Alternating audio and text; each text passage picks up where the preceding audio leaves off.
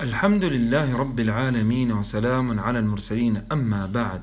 الرسم من الطبيعة. خلق الله سبحانه وتعالى هذا الكون، أبدع كل ما فيه، فهو الخالق العظيم الذي له ملكوت السماوات والأرض، وخلقنا لعبادته. يقول الله تبارك وتعالى: وما خلقت الجن والإنس إلا ليعبدون.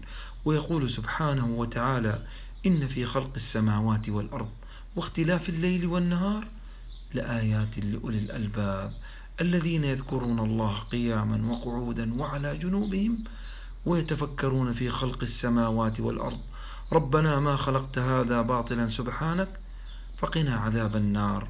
ففي الطبيعة تتجلى عظمة الله عز وجل في خلقه وإبداعه، فعلى الإنسان أن ينظر إلى الطبيعة مسبحا لله عز وجل الذي خلقها وأتقنها، وعليه أن يطيع أمره فيها.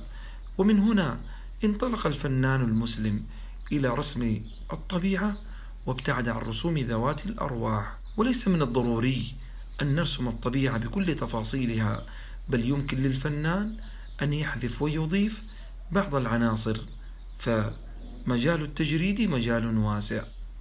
ففي هذه اللوحة مثلا جرد الفنان بعض ملامح الطبيعة وتفاصيلها، واختصر بعض العناصر الموجودة فيها. والرسم يبدأ بتخطيط بسيط، ثم يعبر الفنان عما يراه في هذه الطبيعة مستلهما خياله الواسع، فيمكن له أن يحذف التفاصيل أو يجسد أكثرها. والفنان السعودي عبر عن طبيعته التي يعيش فيها، فاللوحة التي أمامنا عبر فيها الفنان عن تلك المناطق الجنوبية والمنازل الموجودة فيها. منذ بدأ انتشار الفن التشكيلي في بلادنا الحبيبة، بدأ الفنان السعودي يجسد بيئته التي يعيش فيها. استنتج 3 مواضيع يمكن رسمها من الطبيعة: السماء والبحار، الجبال والأنهار، الأشجار والزهور. ونعني بالطبيعة هي تلك العناصر الموجودة في محيط الإنسان الذي يعيش فيه من الأشجار والبحار والأنهار والجبال.